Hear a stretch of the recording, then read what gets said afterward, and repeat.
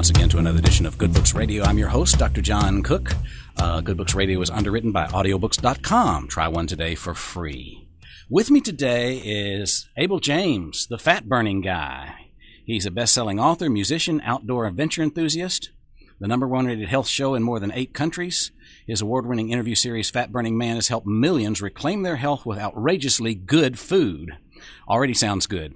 When his debut cooking app, Caveman Feast, bested the Food Network, Martha Stewart, and even Angry Birds with more than 1,000 5-star reviews in 24 hours, Abel became the first indie publisher ever to hold Apple's #1 food app and #1 health podcast spots at the same times. Abel has keynoted for the federal government, lectured at Ivy League universities, and advised Fortune 500 corporations that include Microsoft, Shell, Lockheed Martin. Creating his own curriculum to study brain science, music, and technology at Dartmouth, Abel graduated as senior fellow with honors. He published his research, The Musical Brain, which became a #1 Amazon bestseller. Hailing from the frosty backwoods of New Hampshire, Abel travels the world with his wife, Allison, and lives off the grid out of a touring trailer somewhere in the Colorado Rockies. Well, that all sounds interesting and adventurous, but we're here to talk with Mr. James today about his book, The Wild Diet. Get back to your roots, burn fat, and drop up to 20 pounds in 40 days, all of which sounds terrific. Mr. James, welcome to the program. Thanks so much for having me, John. I got to say, you have a great title for your show. Thank you. Well, I think we made it up, but I'm not sure. This is really interesting, and I'm going to actually ask you a couple of questions that reflect off last week's book, which was also about weight loss. And y'all agree on almost everything except the fats thing, and we'll talk about that a little bit. But your introduction talks about how being healthy is cool again. You want to say a word about that before we move into some of the content? Sure. So for me, I come at this as a musician, and I just kind of talk into a microphone at my computer and do interviews over Skype, and I never know who's listening to the show. It all kind of seems like a fantasy in a way.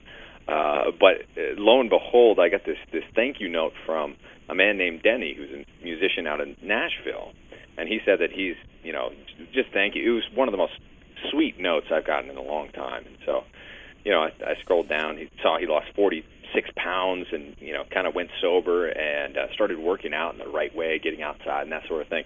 And then it says that he's a band leader for the Tim McGraw Band. And I was like, wait a second, I think I know those guys. Mm-hmm. And it turns out that a lot of their band was really getting into eating this way. And so we got to meet up. Actually, I was living in Austin, Texas for the last 6 years, and we got together and started eating and having awesome meals and jamming, and we even have a record coming out, which should be a lot of fun. But yeah, it's seeing someone like Tim McGraw, who's, by any standard, an A-list celebrity.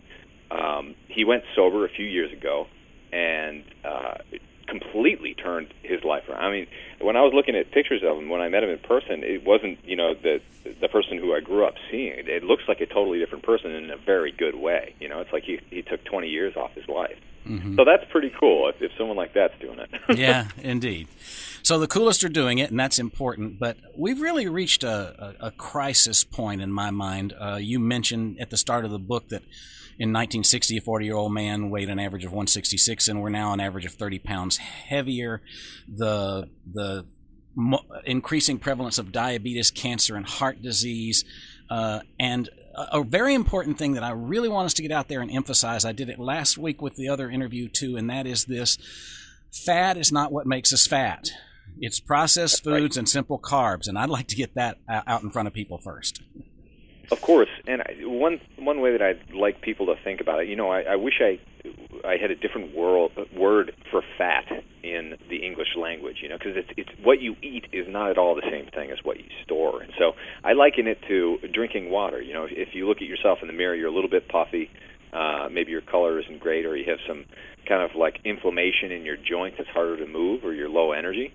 Usually that means that you're retaining water, and you should be drinking more water to get rid of more water. So it's kind of like that with fat. If you're not eating enough healthy fat and you're filling up on processed carbs and sugars and even whole grains, which are basically junk food in disguise as health food, if you're eating that stuff, then really replacing your calories with high-quality fats like avocado, coconut, grass-fed butter, those things will help you lose fat. Yeah.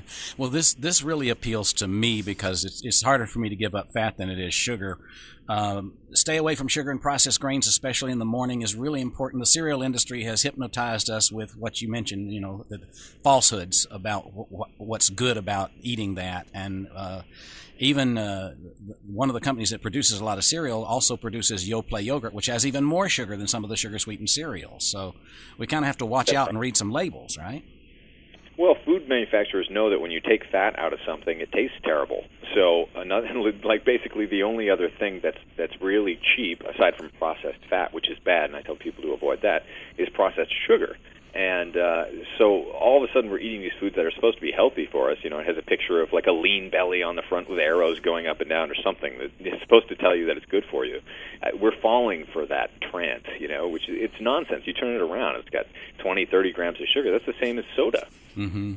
Yeah, and I think we ought to touch on processed foods too, because this really is where the industry is making a lot of profit on denutrientizing the food. So that's right. So when you buy, my brother's actually an organic farmer and has been for a few years, and I can tell you that the people who are running community service or community agriculture and small farms and that sort of thing, they're not really making a whole lot of money. They're lucky to break even every year because all of their money goes into their food, and it goes into making sure that the next harvest is as successful as possible. Contrast that to if you buy Oreos or soda or even health food, and certainly chain restaurants and things like that. They're mostly franchises, and they're businesses. They are companies that are in it to make money, and most of your food dollar, if you buy from them, is going to their Super Bowl commercials and the marketing guy's Maserati and stuff like that. It's not going to healthy food. Yeah, I like that part about the Maserati. I remember reading that near the end of the book. But something I met those guys. Something that surprised me a lot. I mean, I knew that processed bleached wheat was not good for us, but I didn't know this about the dwarf wheat versus the kind of wheat our parents used to get when they got grains. That's something we need to know more about, I think, as listeners. Well, wheat is such a great example of what we did to our food, or what food manufacturers did to our food without telling us, is, I think, more accurate. So, we just go into the store and we buy bread just like we always used to, generations ago. The thing is, though, not only are the grains super processed and you have all these preservatives and chemicals and other crap in this bread now, or in cereals or in any other processed grain pastas, and it's all kind of the same, bagels, donuts, all that. Also, the plant itself, we basically bred a wolf into a chihuahua. Mm-hmm. We took this huge, magnificent, those amber waves of grain that we sang about are now dwarf wheat, which are, like 1/3 of the size and barely recognizable as the same plant. And when your body eats it, it doesn't absorb it as well, because these plants have been bred for ease of transport, for making processing easier. It has nothing to do with our health. In fact, our health has suffered because of it. Mm-hmm. And you mentioned the chemicals that are banned in Europe but used widely in America to improve appearance and get rid of odor and standardize texture, but it's like chlorine and bromates and nitrogen dioxide and It's really interesting. We were just down in Peru. We love to travel and see how other cultures experience food. And one of our friends is Peruvian, and she said, she eats like a queen every time she goes down there. And they eat really rich stuff. And she says every time she goes, she loses 10 to 15 pounds. And then, she comes back to America. She tries to look at her diet. She tries to make sure she's eating right. But she gains that weight right back. And I think that's a function of the fact that, American food in other countries is like dog food quality or worse, mm-hmm. In a lot of cases. Mm. Well, that's the processing side of it. But there's also the GMO side of what Monsanto and other companies are doing to our crops. Pesticides in our corn, for instance. At some point, chemical companies started making our food instead of farmers. And even the people who are farming these days, unfortunately, and this is just kind of a necessity of the system that the companies you mentioned have built, they mostly drive tractors around and spray chemicals. And it's hard work, and it's not great. But if we want to, instead of fighting nature and trying to make it submit to whatever chemicals we throw at it, wouldn't it make more sense to try to, have a farm, for instance, like we used to, where cows would fertilize the pastures and they would eat their natural diet of grass, which would bring more nutrients back into the soil, which would help you grow a really good tomato and bring it into the next season. What we're doing is, a lot of people talk about sustainability, which is totally true, but if you want to make it even more personal than that, it's killing us. It's making us fat and sick, and the food doesn't even taste good. Mm-hmm. And it was shocking to me to find out that part of what they do with corn is breed it so that there is an insecticide growing in the ears of corn. So basically, we're eating stuff that's killing bugs. Right. And so I have a lot of cheeky little things like that in the book, where I talk about literally this corn is genetically modified not to be healthy for you or do anything for you, but basically so that they can spray it with these vicious chemicals that were invented during wars as poison and toxins, and that the corn would somehow be able to withstand that. And then even worse than that, I found, GMOs where they actually engineer the pesticides into the corn itself. So when you eat it, or when a bug eats it, its stomach explodes and the bug dies immediately. When we eat it, a lot of us don't realize that most of the cells in our body are actually not human. They're probiotic and sometimes basically bad bacteria.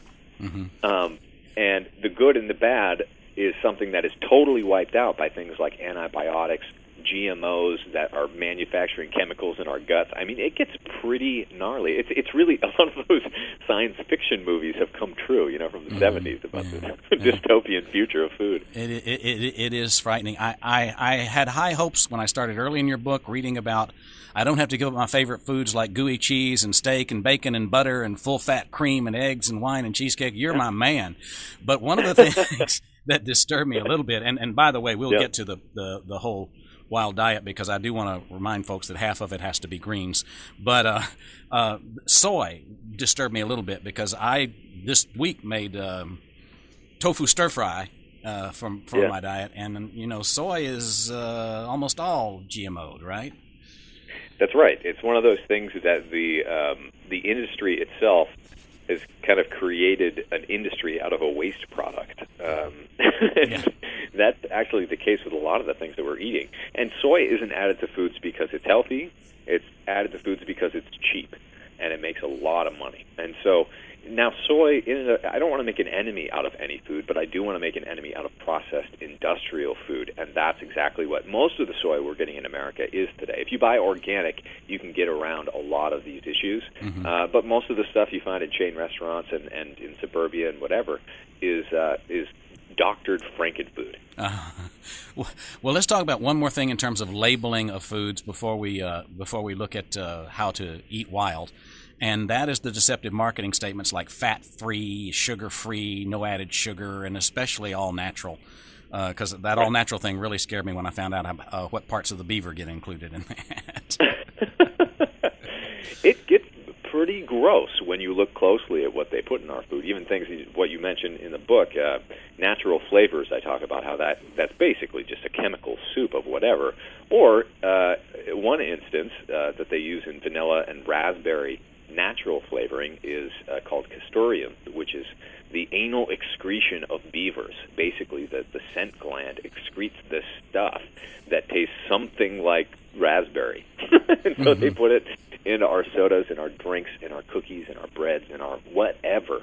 And I think it's time that we take pride in what we eat again. And the people who make our food should take pride in what they're making. And I just can't imagine ever being able to sleep at night, if you're putting that stuff in our food. Yeah. How could you feed that to your children? Indeed. And I like, one of the things about this book is it does have that whimsical humor going through it. You mentioned snake venom is 100% natural too, but I wouldn't want to spread it on my toast. I like that line. I got stung by a scorpion a few months ago, and man, I'm telling you, that stuff is natural, but I don't like it. Yeah, well, I'll tell you, I've been there. I've been in an emergency room in Mexico for the same thing, so I understand it. Appetite enhancers, MSG, in 700 foods is hidden. Yeah. Well, even more than that, but 700 was an easy number to find, And, Okay. unfortunately, they put it in a lot of things that are even health foods because they know the big food industry knows what makes us hungry and what makes us addicted because it's in their best interest to make sure that their food is designed to make us come back for more, and we can't go through a day without it, or a six-pack of whatever, or a big 20-ounce. That's exactly what they want. It's really playing right into their hands when you consume their foods because they have these things like monosodium glutamate in them, or MSG, which is basically an appetite enhancer, which tricks your brain. It's a toxin that tricks your brain into thinking that your food tastes good. It kind of gives you this illusory experience of flavor and texture that isn't there. So it makes bad food taste better, but artificially. Mm-hmm. And just briefly, sugar. What would you like to say about sugar and all the oses and all the fructose syrups? Well, when they take fat out of food, they just jam it up with sugar, and everyone, it's not rocket science. This is another cheeky thing that I put in my book. It's not rocket science. Sugar makes us fat. Mm-hmm. And the fact is, we were eating about 4 pounds a year 100 years ago. And then, that went up to 14, and then 20, and 30, 40, 50. These days, we're eating an average of 156 pounds of sugar every single year, every one of us. And that means if we were of average weight, which we're not, by the way, right, we would be eating our own body weight in sugar every year. And that's something that's completely unacceptable. And it's really difficult to avoid sugar these days in anything that comes in a box or a can or whatever, because food manufacturers are just putting it in everything. So it's really up to us to eat fresh foods like you talked about, veggies and nutrient-dense fats and pasture-raised meats, because once you start eating that stuff, it pushes out all the junk. Mm-hmm.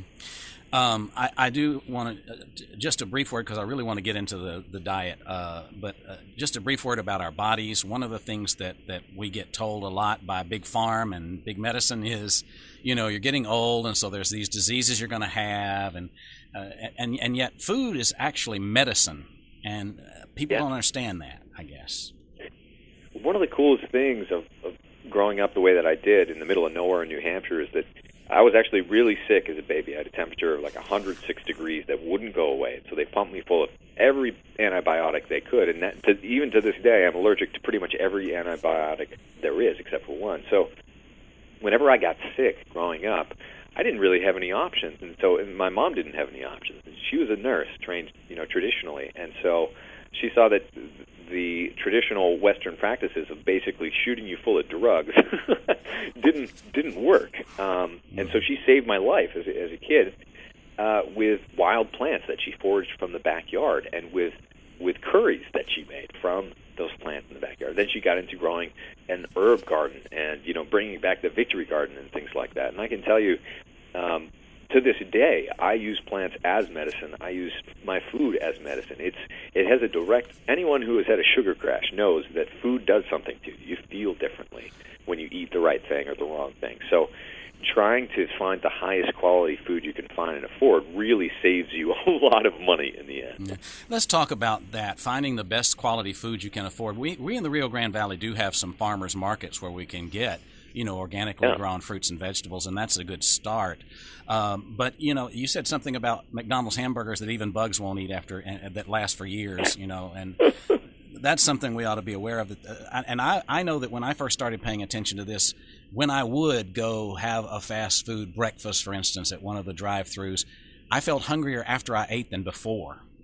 Right. And a lot of people have experienced that without even realizing it. You just, you're hungry again. But it's almost like it's a frantic hunger, isn't it? It's a different kind. It's not this, like, I haven't eaten in a while and I need some food energy type feeling. It's more just like, where's the food?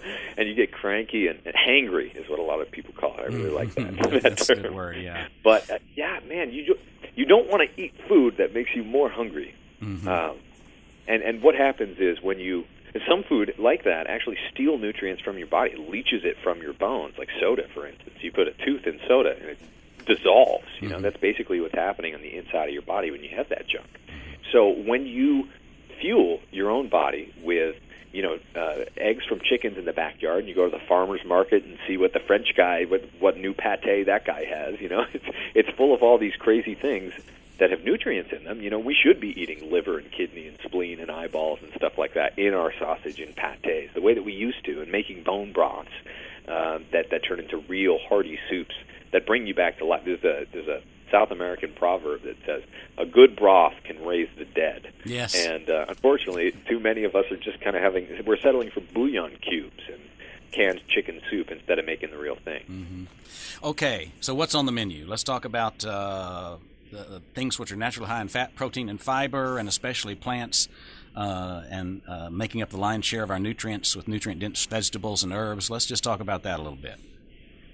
So I've always loved food. I love rich, foods that really stick to your ribs. And so in the plant world, there are all kinds of those. There are, avocados are one of my favorites, very high in fat and high in the right kinds of fat and special nutrients, as are olives. And coconut is one of my other favorites. It's coconut oil, coconut cream, manna, butter, whatever. It's all fantastic stuff. As long as it's not super processed and hydrogenated like it used to be back in the 90s. Now you can get the high-quality stuff that hasn't been processed to death. And then on the fats side, the animal fat side, getting grass-fed butter is kind of a lost art. You find it next to the artisanal cheeses, which are also great, too. Mm-hmm. A lot of people stay away from dairy because it just tears them up from the inside out or makes them inflamed, as was the case with my brother, Mark, the farmer I talked about earlier. When he started working on a farm that had raw dairy that they fermented into their own kefir and yogurt and cheese, he started making cheese, he could have that no problem. And I think a lot of people experience that when you go for the real thing that hasn't been homogenized and ultra-pasteurized. You find that, actually, I have a big jug of heavy whipping cream right next to me right now for my coffee to get through the day. Mm-hmm. And it is so satisfying. So you want really high-quality, rich fats to kind of get your flavor from mm-hmm. that. And so pour that over your salad, or if it's olive oil or coconut oil or even fish oil or something like that. Fats from fish is fantastic, high in omega-3s. And then the fats from pasture-raised cattle and poultry as well. Those fats are great for you, too. We had roast duck last night, one of the recipes from the book, and you can use fat that's rendered from animals, the drippings, as a super low-cost way of adding richness to the veggies that I talked about earlier. And obviously, when you have fatty meat, it tastes a lot better than lean meat, but you want to get the good stuff. Yeah, and you mentioned organs being preferable over the prime cuts that most people buy. Well, especially if you want to save a buck or two. If you are shopping at a farmer's market or a health food store, if you're buying top sirloin from grass-fed meat, it's expensive. We don't even buy that stuff. We go for the weirder cuts. We go for the roasts that you can just throw in the crock pot. Or if you do want to explore liver and some of the organ meats, those are some of the highest quality foods you can find. Actually, back in the day when we were hunter-gatherers, we used to prize the fattiest parts of the animal and the organs more than any of the muscle meats. Muscle meats can taste great, but they don't carry as many nutrients as liver, which is just one of the most nutritious foods on earth. Mm-hmm. The factory-fed, injected with hormones and antibiotics meat that's grown in most of our major distributors of meat and poultry, there were a lot of shocking things in there that I, for the first time in your book, that I knew about. I knew that we didn't feed them the proper diet and we didn't treat them well, but to know that chicken poop is one of the nutrients they're allowed to feed these animals just scared the heck out of me. Isn't that crazy? Yeah, and they feed cattle cement kiln dust because mm-hmm. they found that fattens them faster than feeding them actual food. I mean, this is the state of where we're at in terms of regulation. There's this false sense of security that we have that the government is regulating everything in food, or that hopefully these companies are regulating themselves. But it's pretty much the same as Wall Street. Right. If they're allowed to regulate themselves, it doesn't work out too well for the average Joes like you and me. Mm-hmm. Well, we're down to 5 minutes because this is such interesting stuff. I can't stop discussing it, and I can't stop thinking about it. And I have started, man. I'm on the road. But let's talk. Good. You've got some great recipes in here. I can't wait to try zucchini noodles, which would get me off pasta, which is one of my addictions. I want to stay away from. But the Wild Diet plate is half vegetables, lots of protein and meat, a little bit of fruit, tiny bit of starch and fat. Tell us about that. That's right. Simple enough. It's not this radical, crazy thing. It's like I've had over 150 health experts on my show, and they disagree about everything except for the fact that we need to be eating more vegetables. So if you can, one easy way to do that is if you can just, whatever you are eating from grains, whole grains, processed grains, rice, quinoa, whatever, if you want to replace that with healthy vegetables instead, non-starchy, green, colorful vegetables, you will see like most of the results from this program and the way of eating. We just, every day we eat an ungodly amount of vegetables, and we feel awesome. I get cranky if I don't have enough veggies. Mm-hmm. That's great. I noticed that your organic farm fresh vegetables, you have a wonderful list, and you've even emboldened the ones that you like most, like broccoli and celery and cucumbers and garlic and artichokes and kale and spinach. And those are things you can find at most farmers markets as well, so that's good news. That's right. I didn't want to make some arcane, ridiculous thing that no one can do. But I wanted to do the opposite of that, basically saying this can be really, really simple. You can have fun doing this. You can get back into the kitchen and whip up some eggs, piece of cake. And so, these are literally the things, like the recipes in this book are literally the things that we're eating, like pretty much every day. Okay. And so I really have a lot of pride in them because I made them with my wife and with my family and with my community as well. And I already know that they're awesome, so I hope you like them too. Yeah, I feel the same way you do. You declared in the book that cooking is just a chance for community, a chance to do something that gives people a sense of pleasure and enjoyment of being together. It's not just something you do like work. It's something you enjoy, and I do too. Yeah, it's not a chore. Somehow, the food companies tricked us into thinking that any sort of time in the kitchen is a waste, but we need to remember that it's a gift. And some of my favorite things about Allison comes from a big Mormon family in Arizona, and I come from a big farming family up in New Hampshire. And every holiday, we're all about the food. We're all, Uncle Dean's bringing his fresh mushrooms that he grew, and it's an experience to be shared and savored by everyone. Well, a couple minutes left, and you talk about managing your fitness in a different way, but I'd just like to look at staying on track with the Wild Diet. What's the first thing we need to do, and how do we go about getting on track with the Wild Diet plate that's 50% veggies and 25% proteins, and the rest is the fruits and a little bit of starch and a little bit of fat? Yeah, so if you're eating out, instead of the starch or the carb or the carbohydrate, just tell your waiter that you'd love to have an extra serving of veggies instead. Pretty simple. You can do that at a Mexican place, at a steak place, wherever you are. A lot of the wait staff are starting to understand that this is really catching on. A lot of people are doing it. So ask for the gluten-free menu if you can, because generally speaking, what that really means is that it doesn't have processed grains in it, which is what you really want to avoid, especially if you don't have a gluten intolerance, which a lot of us don't. It's not really the gluten as much as the processed wheat and other grains you want to stay away from. And then, getting into the kitchen, like we talked about before, there are an unlimited amount of great recipes. Anything paleo or raw vegan, if you're looking to bump up your veggies, any recipes from that side of things will basically help get you on track. You just want to stay away from the really carb-heavy, breads, sandwiches, fast foods that have low-quality meats. Just stay away from that industrial processed crap and focus on eating real food and know exactly where it comes from. Mm-hmm. A snack? How do you snack? I love nuts and berries, celery, cucumbers. I'll throw those in my backpack, and people make fun of you for eating a vegetable in public, but I can tell you feel a lot better when you do. And so I undereat usually most of the day, and then at night we save it for our big feast. And so nuts and berries, great convenient snack. You can throw in a piece of fruit or a vegetable like a cucumber, which has water in it. It's just a great snack. You do want to stay away from, though, like if you're going to dip it in hummus. I just saw that there's a listeria outbreak in one of the major hummus companies. So you still there's no such thing as a free lunch when you're talking about heavily marketed foods. Well, and we didn't get to touch on this, but our time is up. But this book is so rich with guidance and interesting things that just put a little bit different twist on the way we've been sold how to be healthy. And one of the things you mentioned just a second ago was about not eating too much in the morning and saving time for the evening. And you talk about the body cycles and how fasting in the morning can have you generate the right hormones to help you lose weight faster. This book is so rich with information and good ideas and recipes and recommendations that I think are great for wellness.